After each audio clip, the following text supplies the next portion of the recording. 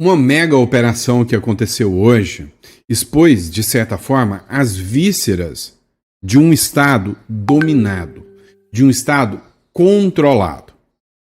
E é óbvio que nós, que fazemos todo o acompanhamento da política, temos que entender. Não é sem razão as críticas do Donald Trump em relação à seção 301 no Brasil. Você vai entender aonde os tentáculos do crime organizado alcançaram o Brasil. Outra matéria que a gente vai tratar ainda nesse editorial também é sobre Paulo Gonet, Procurador-Geral da República. Segundo uma matéria da revista Isto É, o governo Lula acabou de tomar uma decisão em relação ao Paulo Gonet. Uma espécie de premiação, de reconhecimento sobre a atuação do Paulo Gonet naquilo que para o governo Lula talvez seja um dos seus maiores projetos e uma das suas medidas mais caras, a prisão do Bolsonaro. Outro ponto que a gente vai discutir ainda nesse editorial também é um atentado contra a vida do presidente da Argentina, Javier Milei. Nós precisamos entender um pouco o que tentaram fazer. E sempre tem alguém de direita envolvido nesse negócio de atentado. A galera do ódio, essa turma da direita, sempre está envolvida nos atentados políticos. Como vítima. Vamos falar sobre isso? O pessoal do amor sempre envolvido como autor, ou melhor, nunca envolvido, porque ninguém nunca descobre nada. Vamos falar sobre tudo isso. É um prazer poder estar aqui com vocês. Esse é o nosso Almoço com Política, agora dia 28 de agosto. Este é o nosso segundo editorial do dia. Muito obrigado pela confiança, pela credibilidade e vamos de matéria. Vamos lá, pessoal. Começando a falar sobre o Paulo Gonet. Segundo a Platô BR e a revista Isto É, o Paulo Gonet é uma figura amplamente afinada com o governo Lula no seu propósito maior, no seu maior plano de governo: prender Bolsonaro. Em paz com Lula, o Paulo Gonet é reconduzido chefe da Procuradoria-Geral da República por mais 2 anos. Pois é, a escolha dos ministros, assim como a escolha do Procurador-Geral da República, que é o cargo máximo do Ministério Público, é feita por indicação do presidente da República. A regra e o bom entendimento é que o Ministério Público, a advocacia, o judiciário enviavam uma lista tríplice, ou seja, com 3 nomes, das quais desses nomes o governo escolheria um nome e mandaria para que o Senado sabatinasse. E aí sim escolheria o Procurador-Geral da República. Você sabia que o Lula não escolheu da lista tríplice? Parece que o Lula escolheu a dedo. Olha, você serve para o nosso propósito de governo? Se sim, vai ser você. Ele desobedeceu a chamada lista tríplice e escolheu o Gonet.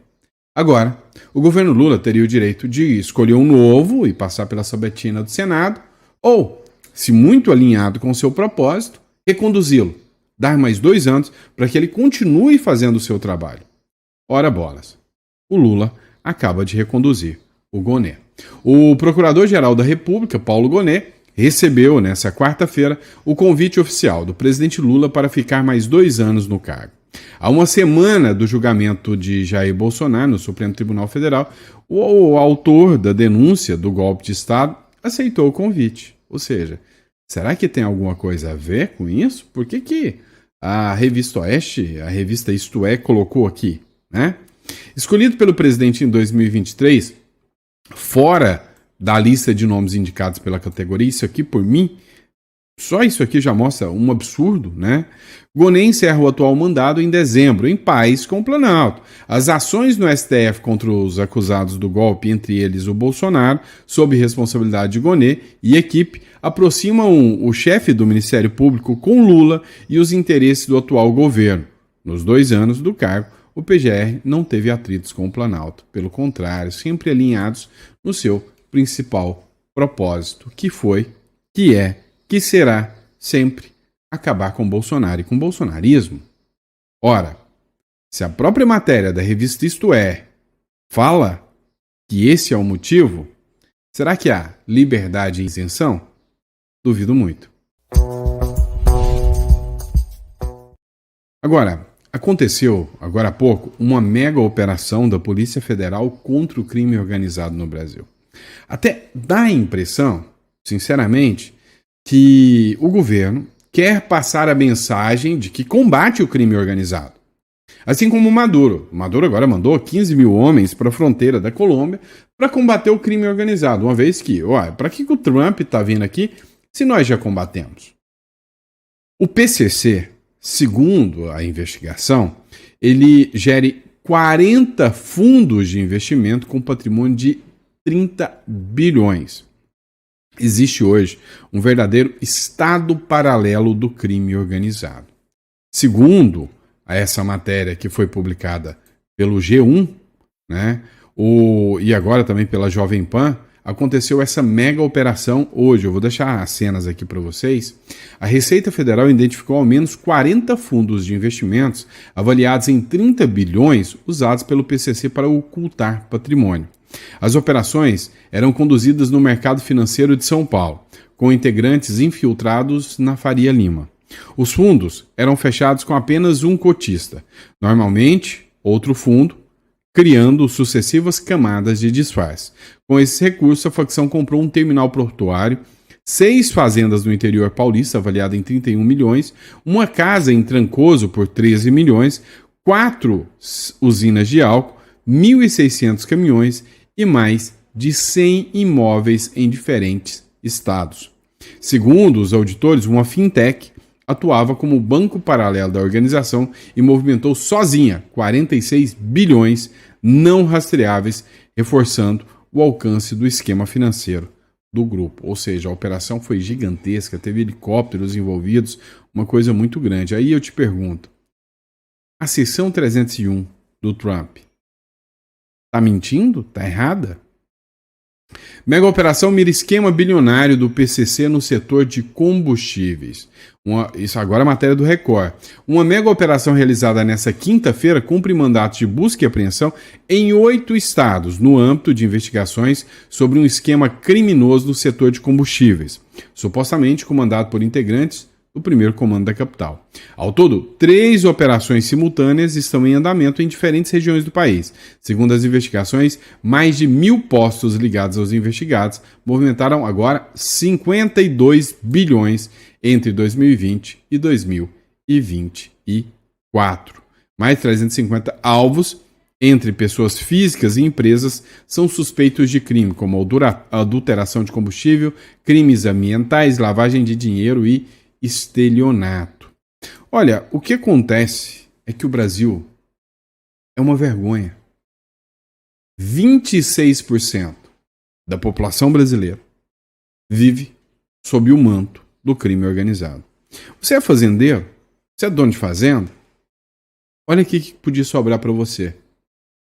O PCC obrigava fazendeiros e donos de usinas a vender suas propriedades. A mega operação confirmou, que havia um plano de extorsão com ameaças a empresários e fazendeiros no interior de São Paulo. É o que apontou essa investigação do Ministério Público. O Ministério Público realizou uma mega operação com 1.400 agentes para cumprir mandato de busca, apreensão e prisão ligados a um esquema bilionário da facção criminosa no setor de combustíveis.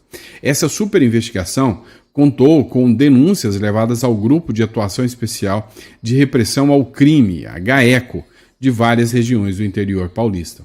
Empresários, agricultores, colaboradores ligados ao agro e à cadeia produtiva do álcool fizeram chegar aos promotores uma série de situações suspeitas, envolvendo a compra de usinas, de fazendas de cultivo de cana, de postos de combustíveis e até mesmo de transportadoras ligadas ao setor sucroalcooleiro, Gente, o fato, é que o Brasil hoje, ele se perdeu. Ele não tem condição mais de controlar o crime organizado.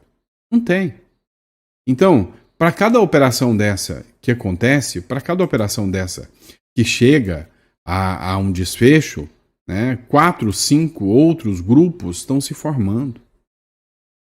Não é à toa que o Donald Trump está interessado em comprar essa briga e enquadrar esses grupos como os grupos de terror. Esse é o caminho. Agora, dá uma olhada no próximo bloco no que a gente vai falar sobre o alinhamento da Venezuela e do Brasil, que tem muito envolvido com o crime organizado, sim. Próximo bloco. Olha só, o Ivan Kleber acabou de fazer uma publicação. Venezuela e Brasil. Brasil e Venezuela condenam a agressão dos Estados Unidos contra a América Latina e o Caribe, diz a emissora venezuelana. A Telesurf TV, que é uma emissora venezuelana, disse que tem uma zona de paz. Brasil e Venezuela condenam a agressão dos Estados Unidos contra a América Latina e o Caribe. Dá uma olhada aqui, diz aqui o Ivan Kleber. O Brasil e a Venezuela condenam a agressão dos Estados Unidos à América Latina e o Caribe. É o que reporta a emissora venezuelana Telesur, que também reporta que os ministros das Relações Exteriores da Venezuela, Ivan Gil, e o ministro das Relações Exteriores do Brasil, Mauro Vieira, conversaram por telefone para abordar as ameaças que a região enfrenta com a presença de navios militares e um submarino nuclear na região. De acordo com a reportagem, ambos os ministros das Relações Exteriores rejeitam a presença de navios militares e de um submarino na região. Eu sou Ivan Kleber, falo diretamente aqui de uma esfinge, mas não estou no Egito, estou em Londres, tá? Essa esfinge está aqui diretamente de Londres, no Reino Unido. Hoje é quinta-feira, dia 28 de agosto de 2025. Muito obrigado a todos pela audiência.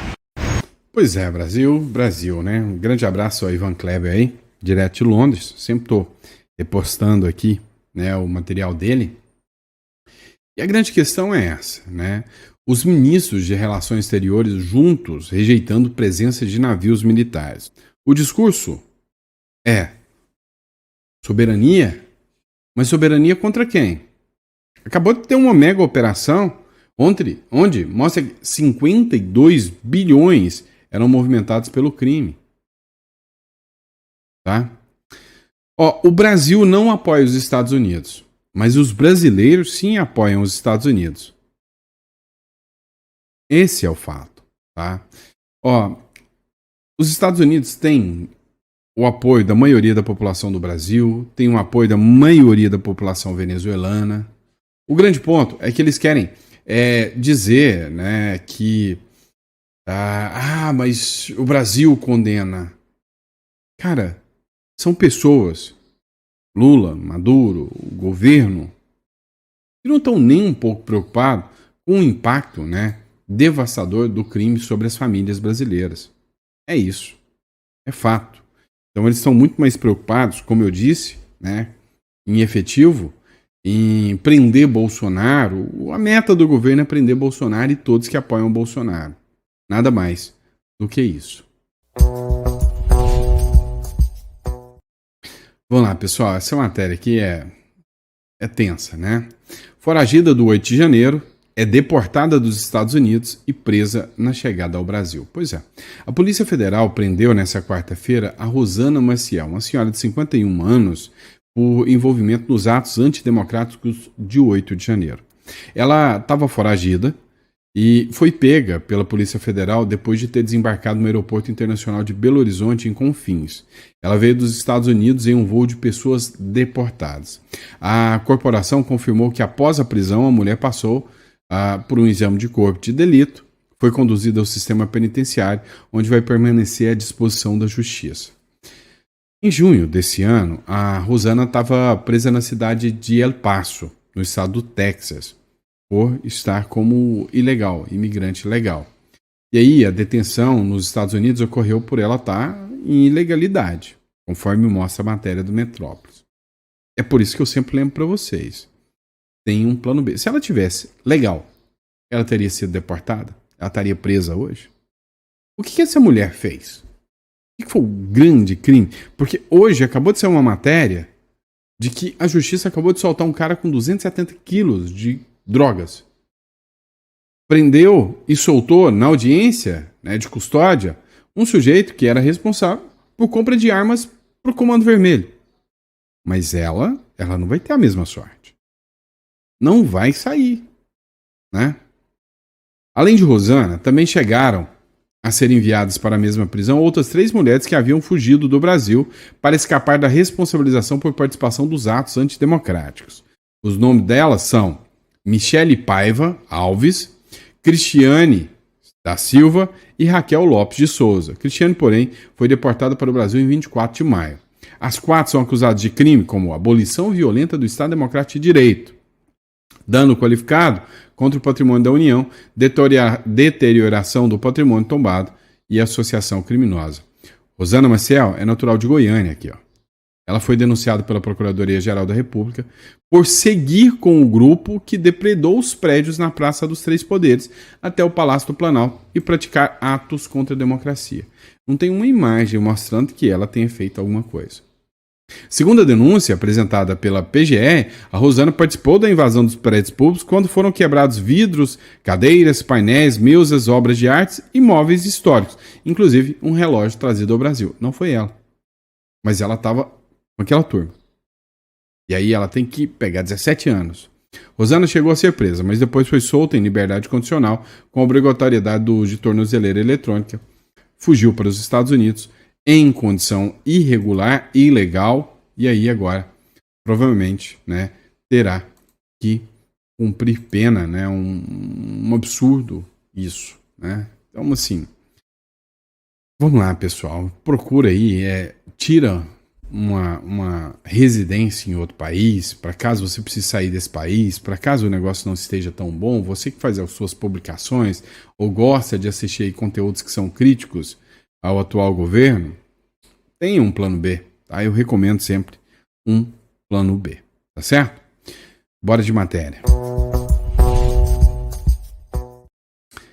Vamos lá, vocês já perceberam que sempre tem alguém de direita envolvido em atentados?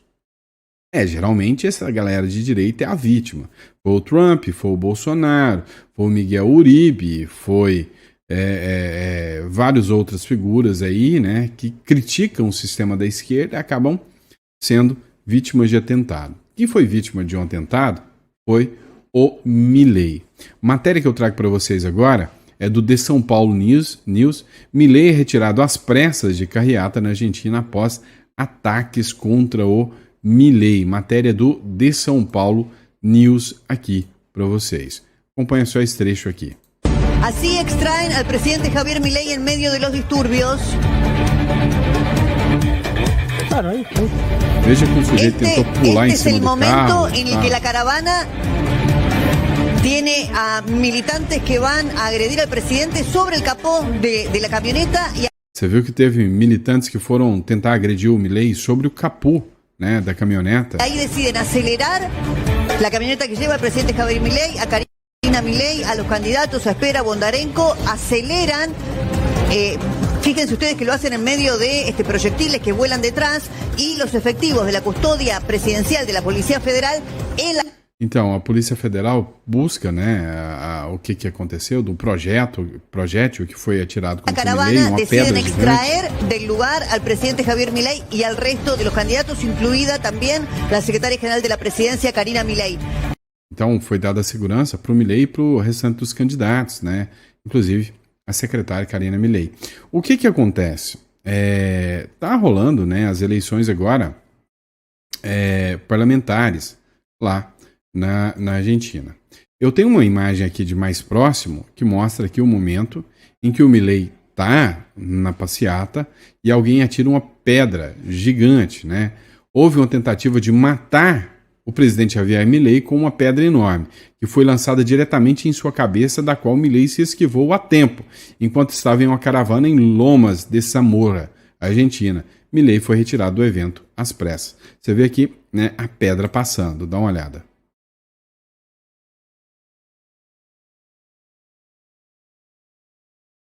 Vocês viram o tamanho da pedra que tentou passar na cabeça dele? Olha só.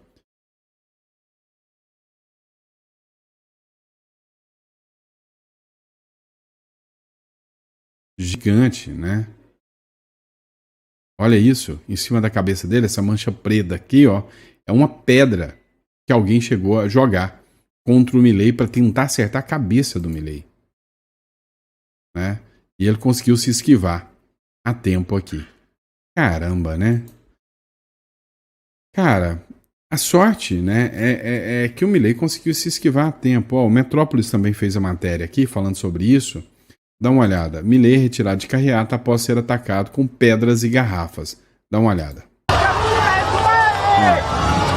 o pessoal atacando coisas no Milei, né?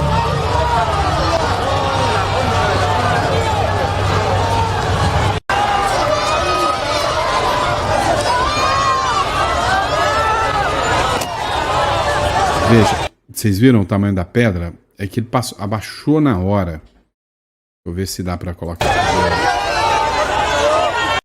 Ó, primeiro alguém joga alguma coisa no rosto dele.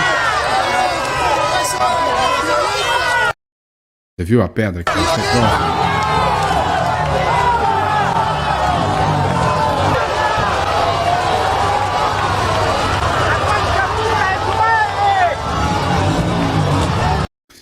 Pois é, né? É a galera democrática do amor. E ainda sobre o Milei, tá rolando um escândalo que fizeram contra o Milei, né?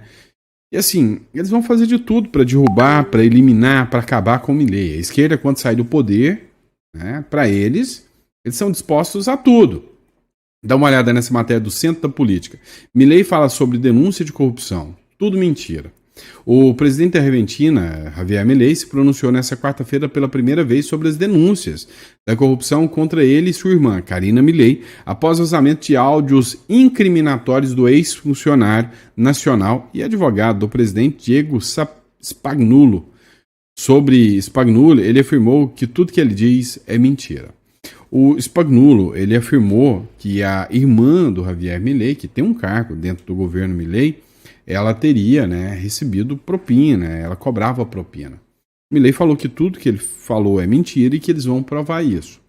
Como eu disse, eu não estou aqui para passar pano para o Milei, né? Agora, vendo o caso de joias, de emas, casos absurdos, né, de molestar a baleia, que a imprensa sempre bateu em cima, cá entre nós, né, ainda leva um tempo mais para me convencer.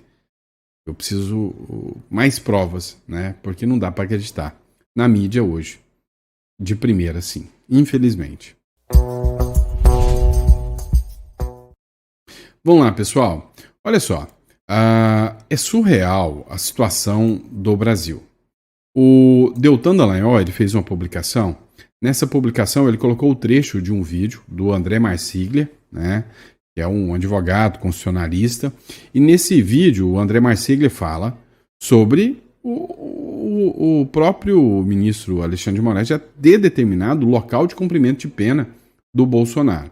Queria que você assistisse esse trecho aqui, né, sobre o André Marsiglia aqui conosco, tá bom? Acompanha aqui.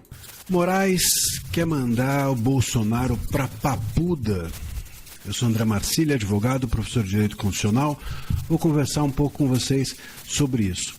Olha, saiu a notícia agora no Metrópolis, né? Dizendo que fontes próximas ao ministro Moraes teriam dito que não tem a menor chance do Bolsonaro não ser levado à papuda quando preso. Ou seja, ele fala aqui, né, que acho que está um pouco baixo o áudio, né, pessoal? Engraçado, ficou um pouco baixo.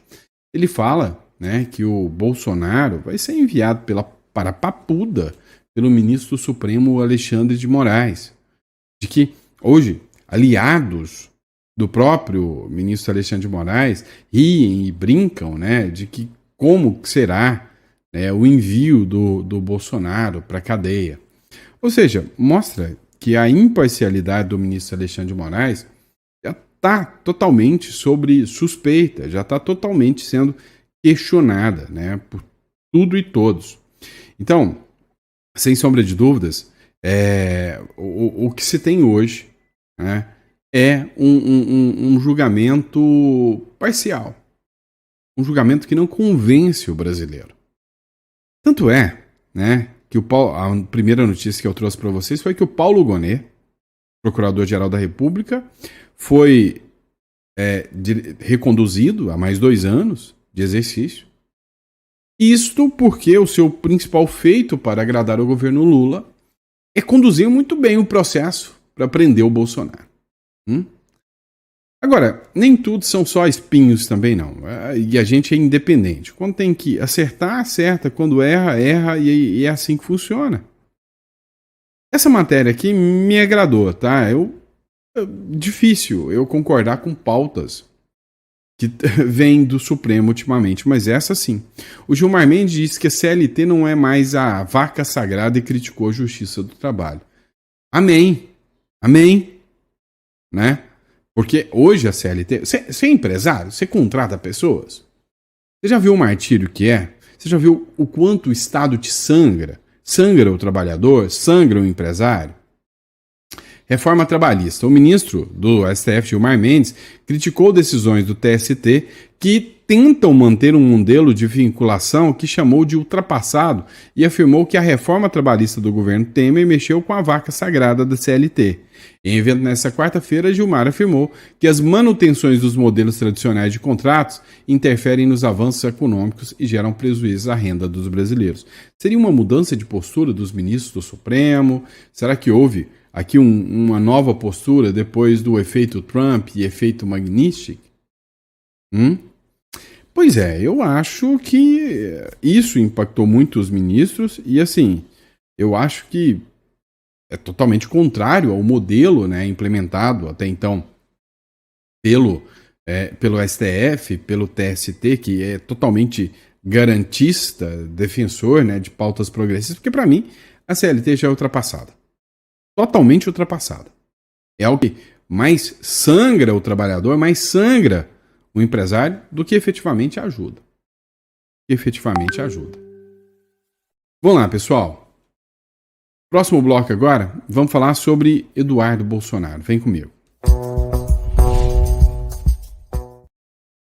É o seguinte, pessoal, o Eduardo Bolsonaro participou de uma audiência lá na Câmara dos Deputados. E aí, eu não vou colocar aqui porque o áudio está bem baixo, tá, pessoal? Mas direto dos Estados Unidos, onde reside desde março, o deputado federal Eduardo Bolsonaro participou por videoconferência da reunião da Subcomissão Especial dos Direitos dos Presos do 8 de janeiro, realizada nesta quarta-feira. O colegiado investiga denúncias de violações de direitos de detidos pelos atos golpistas. Eduardo está em solo norte-americano desde que solicitou a licença, né, de 122 dias do mandato. Pois é, e de lá, né, inclusive com a sua filhinha lá, né, o que chamou a atenção de muitos, né, ela que veio participar da consulta, da audiência pública lá. Assim, hoje o Eduardo vive, né, sem sombra de dúvidas, um alto exílio. E aí, muitas pessoas se questionaram se o Eduardo Bolsonaro volta para ser presidente, não volta, se ele teria condições, se não teria condições. Acho pouco provável, né? Que ele tenha condições de voltar e de concorrer se o sistema continuar da forma que está. Inclusive, acabou de sair uma matéria do Platô BR e da revista Isto É, que diz o seguinte: imagem no mercado. Gilmar, Moraes e Dino são considerados incontroláveis por dirigentes de bancos. Ou seja, esses três, eles têm um poder tão forte nas mãos, tão grande nas mãos, que até os bancos já estão se sentindo incomodados com eles. Na atual composição do STF, as decisões dos ministros Gilmar Mendes, Alexandre de Moraes e Flávio Dino têm contribuído para tensionar as relações entre os três poderes e com o governo Donald Trump, avaliam executivos do sistema financeiro ouvidos pelo Platô BR. Se antes as decisões dos magistrados suscitavam um debate sobre o ativismo e o protagonismo judicial, agora a opinião de parte do mercado é de que as determinações dos três ministros ajudaram a inflamar o país, ao invés de buscar um ambiente de pacificação. Abre aspas. Se antes o ministro Gilmar era considerado incontrolável, essa avaliação é de que Moraes e Dino entraram para essa lista também, disse o interlocutor direto do sistema financeiro. Por que eu quis ligar aqui essa matéria, né, do sistema financeiro? O Banco do Brasil não cancelou cartões de Alexandre de Moraes por Magnitsky. O bloqueio da Mastercard ocorreu em outra instituição, diz Metrópolis. O que acontece, né? Hoje há um embate e um confronto direto entre os ministros do Supremo e os líderes de instituições financeiras, líderes de bancos. O que acontece? Quando a gente acompanha, a gente sabe a força que o sistema financeiro tem. Então, eu tinha visto um vídeo do Economista Sincero, né, onde ele falava, olha, esqueça, Lula vai concorrer às eleições, o Lula vai entrar em 2026, vai afundar o Brasil cada vez mais, mas só em 2030 haverá uma chapa salvadora que será apresentada. A chapa Guilherme Boulos e Tabata Amaral, ou Guilherme Boulos e Érica Hilton, vão se apresentar em 2030 para salvar o Brasil da penúria que o governo Lula deixou. Ou seja, ele foi irônico, dizendo que da forma que está, do sistema que está, eles sempre, mas sempre, vão se manter no poder. Eu já tenho minhas dúvidas, eu não penso assim. Porque eu acho que, sem Donald Trump, ele estaria totalmente certo. Mas a pressão norte-americana faz muita diferença, sim. E eu vou te ser sincero, acho, minha opinião, tá? Que o Trump, ele foi esperto o suficiente para tocar na ferida. Falou, quer saber, eu vou colocar o sistema financeiro contra o STF. E ele conseguiu isso a partir da Lei Magnitsky. Então, nós estamos lidando agora com um estrategista, que é o Donald Trump. Uma única chance, chama-se, sim, sem sombra de dúvidas, Donald Trump e suas ações do Donald Trump para dizer que o governo Lula não leva as eleições em 2026. Inclusive, saiu uma pesquisa hoje, dizendo que o Lula perde em todos os turnos. Nós vamos falar sobre isso, inclusive, no próximo editorial. Tá bom? Grande abraço, pessoal. Fiquem com Deus. Eu vejo vocês no próximo editorial, às 4 horas da tarde, o nosso chá da tarde. Grande abraço e até a próxima.